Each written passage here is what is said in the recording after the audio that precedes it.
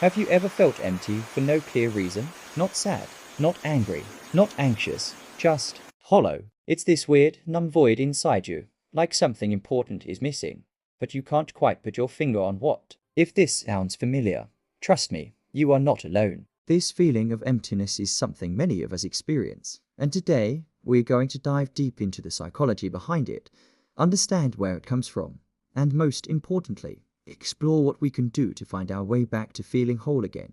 So, what exactly is this feeling? Psychologists often describe it as a sense of meaninglessness, disconnection, and a lack of fulfillment. It's different from depression, although they can sometimes overlap. Depression often comes with intense sadness, fatigue, and a loss of interest in things you once enjoyed. Emptiness, on the other hand, is more like a quiet absence of feeling. It's the emotional equivalent of a blank canvas or a silent room. You might be going through the motions of your daily life, waking up, going to work, seeing friends, but you feel like a spectator in your own movie, completely detached from the experience. One of the biggest culprits behind this feeling is a lack of genuine connection. We live in a hyper-connected world with hundreds, maybe even thousands of friends online. But how many of these connections are truly deep and meaningful? We might be surrounded by people, but still feel profoundly lonely.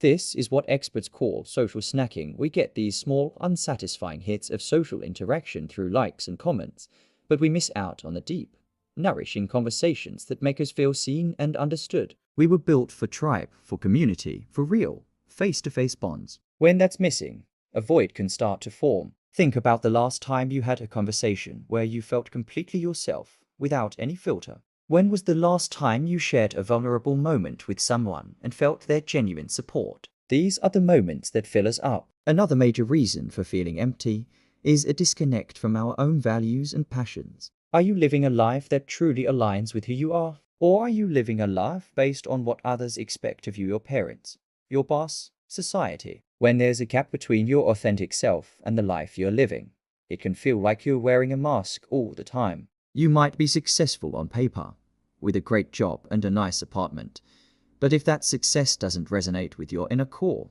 it will feel hollow. It's like climbing a ladder only to realize it was leaning against the wrong wall. This is a common experience for people who have followed a prescribed path without ever stopping to ask themselves, what do I actually want? What makes me feel alive? That feeling of being alive is crucial. When it's gone, emptiness rushes in to fill the space.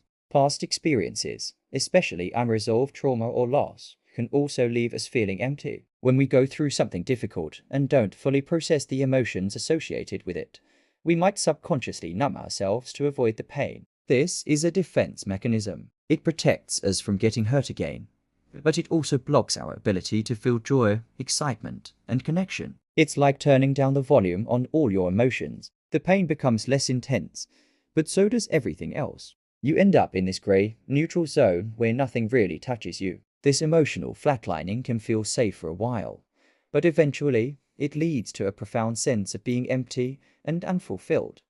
Because to be human is to feel the full spectrum of emotions. The modern world also plays a huge role. We are constantly bombarded with distractions. Our phones buzz, social media feeds scroll endlessly, and there's always another show to binge watch. We've become so accustomed to constant stimulation that we're uncomfortable with silence. We've forgotten how to just be with ourselves. This constant noise keeps us from looking inward, from connecting with our own thoughts and feelings. We use it to escape the discomfort of the void, but in doing so, we just make the void bigger. It's a cycle.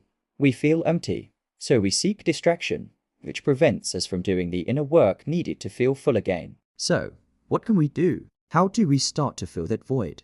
The first step is to simply acknowledge the feeling without judgment. Don't beat yourself up for feeling empty. It's not a sign of weakness. It's a signal. It's your inner self telling you that something needs to change. Get curious about it. Instead of running from the emptiness, try to sit with it for a few moments. Ask yourself, what might this feeling be trying to tell me? Journaling can be an incredible tool for this. Write down whatever comes to mind, no matter how messy or nonsensical it seems. This is about starting a dialogue with yourself. Next, focus on rebuilding genuine connections. This might feel daunting, especially if you've been feeling isolated. Start small. Reach out to one friend or family member you trust. Suggest a coffee or a walk, something without the pressure of a big event.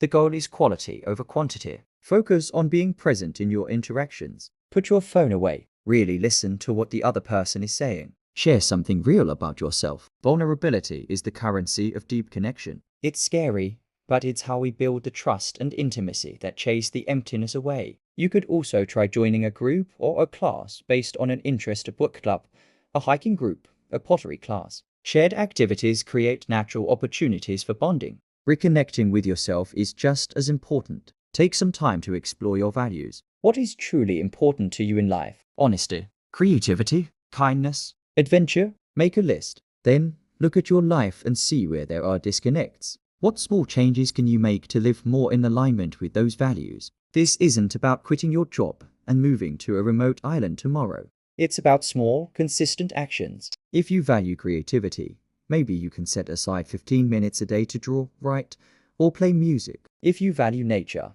make a point to go for a walk in a park every weekend. These small acts of self-alignment are like dropping pebbles into the void. Over time, they fill it up. And try to practice mindfulness. This doesn't mean you have to sit on a cushion for an hour every day. Mindfulness is simply the act of paying attention to the present moment without judgment. You can do this while you're washing the dishes, walking to work, or drinking your morning coffee. Focus on the sensations, the feeling of the warm water on your hands, the sound of your footsteps on the pavement, the taste of the coffee. This practice helps pull you out of your head and into your body, grounding you in the reality of the present. It helps you break the cycle of distraction and teaches you to be comfortable in your own skin, in your own quiet moments. Finally, if this feeling of emptiness is persistent and overwhelming, it's so important to seek professional help. A therapist can provide a safe space to explore the root causes of your feelings and give you tools and strategies to navigate them. There is absolutely no shame in asking for help. It's one of the strongest and bravest things you can do for yourself. Think of it as having a guide to help you navigate a tricky part of your inner landscape.